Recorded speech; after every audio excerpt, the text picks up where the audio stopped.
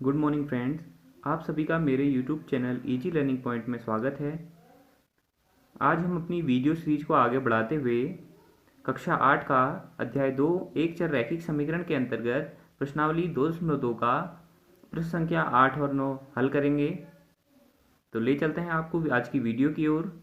तो प्रश्न संख्या 8, 3 लगातार पूर्णांक बढ़ते क्रम में लेकर उन्हें क्रमशः 2, 3, 4 से गुणा कर योग करने पर 74 योगफल प्राप्त होता है।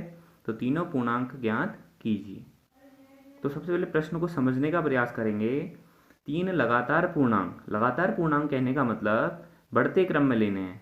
तो एक से बढ़ता हुआ माना हमने 1 लिया, तो 1 से अगला लगातार में क्या आ जाएगा, बढ़ते क्रम में 2 आएगा। 2 के बाद अगला क्या आएगा, 3 आएगा। तो मतलब अंतर कितने का हो रहा है, उनमें 1 का अंतर हो रहा है। देखिए जैसे हमने कोई पूर्णांक हमने 1 ले लिया, तो अगला पूर्णांक क्या होगा, 2 होगा, अगला क्या होगा, 3 होगा। या फिर हम ऐसे ले सकते हैं, 4 ले लिया तो 4 के बाद अगला क्या होगा, 5 होगा, उससे अगला क्या होगा, 6 होगा। तो देखिए कोई भी अगर 3 लगातार पूर्णांक में ले रहा हूँ तो उनके बीच में 1 का अंतर हो रहा है। तो ये बात को आप समझेंगे। तो कोई भी अगर 3 लगातार पूर्णांक ले रहा हूँ तो उनके बीच में 1 का अंतर हो रहा है। तो मैं मान लेता हूँ कोई लगातार पूर्णांक या फिर कोई पूर्णांक, माना पहला पूर्णांक मैंने x ले लिया, तो अब इससे अगला वाला पूर्णांक क्या आ जाएगा, दूसरा पूर्णांक क्या हो जाएगा, फिर अब उसमें 1 जुड़ जाएगा, x धन 1। अब तीसरा लगातार पूर्णांक क्या हो जाएगा, इसके बाद तीसरा पूर्णांक दूसरे वाले में 1 और जुड़ जाएगा। दूसरा वाला क्या है, x धन 1 है, इसमें 1 और जुड़ जाएगा। तो क्या हो जाएगा, x 1 में 1 जुड़ गया, धन 2। तो अब हमको 3 के 3 लगातार पूर्णांक पता चल गए।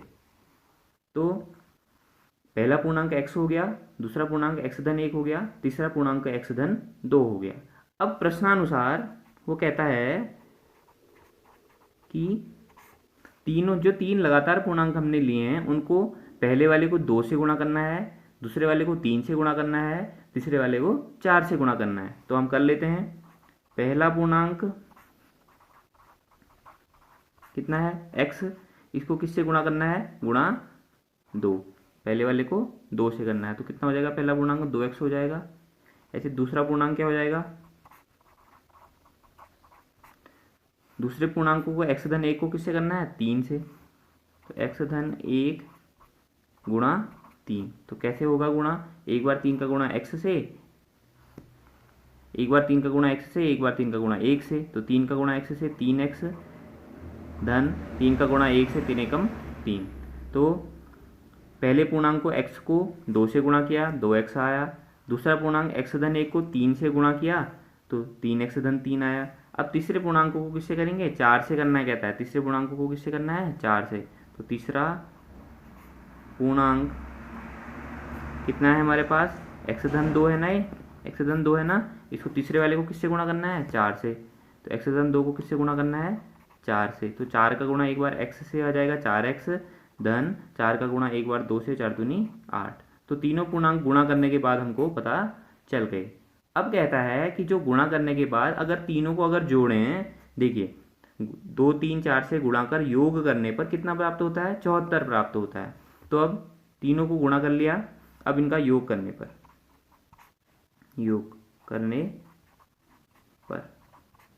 तो योग कर देते हैं। 2x धन 3x धन 3, देखिए इस 2x में ये 3x धन 3 जोड़ा, धन 4x धन 8 बराबर 74।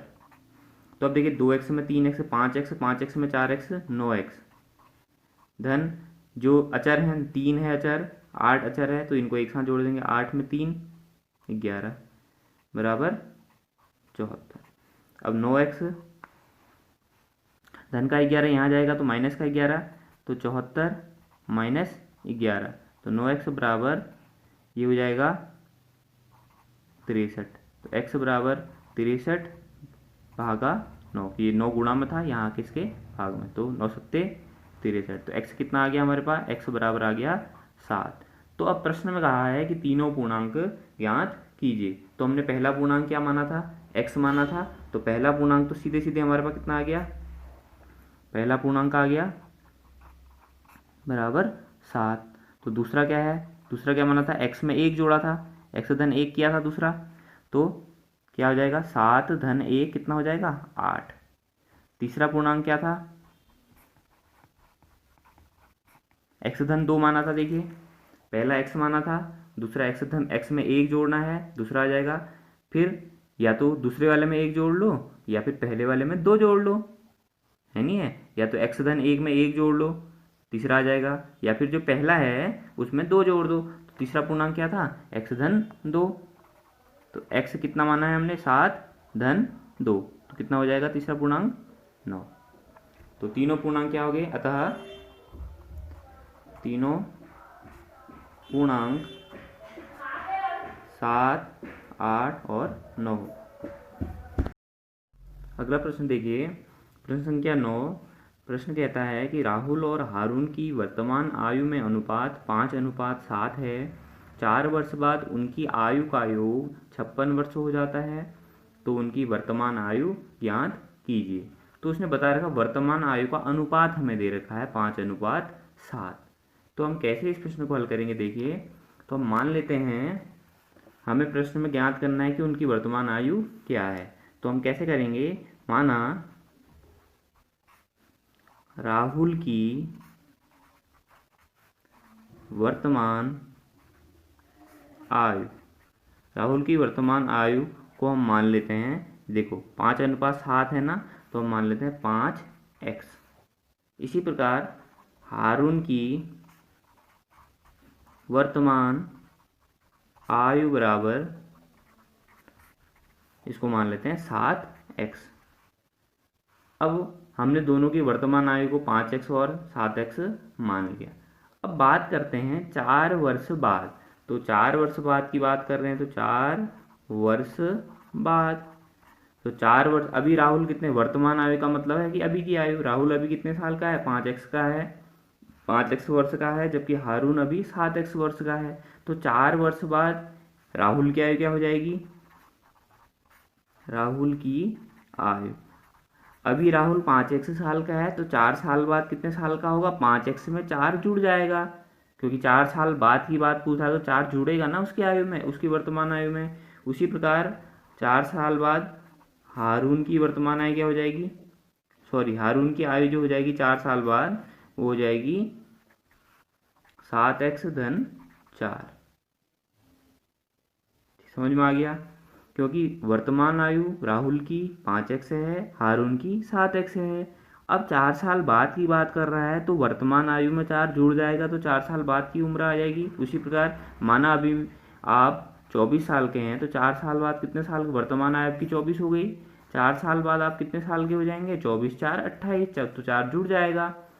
तो इसी प्रकार इसमें भी हमने दोनों के 4 साल बाद की उम्र निकाल दी। अब वो कहता है कि 4 साल बाद उनकी आयु का योग 56 वर्ष हो जाएगा। अगर 4 साल बाद जो उनकी आयु है इसको अगर जोड़ेंगे तो कितना हो जाएगा, कह रहा है 56 हो जाएगा। तो 4 साल बाद उनकी आयु का योग, 4 वर्ष बाद उनकी आयु का योग कितना हो रहा है, बराबर 56 प्रश्नानुसार। तो जोड़ देते हैं 4 साल बाद जो उनकी आयु, पहले राहुल की कितनी है 5x धन 4, हारून की कितनी है 7x धन 4। अगर इसका योग करेंगे वो कहता है कितना आए, 56 आए। तो अब इसको खोल लेते हैं कोष्टकों को, 5x धन 4 धन 7x धन 4 बराबर 56। x x वालों को एक साथ जोड़ेंगे तो 7 5 12x धन 4 में 4 जोड़ा 8 बराबर 56।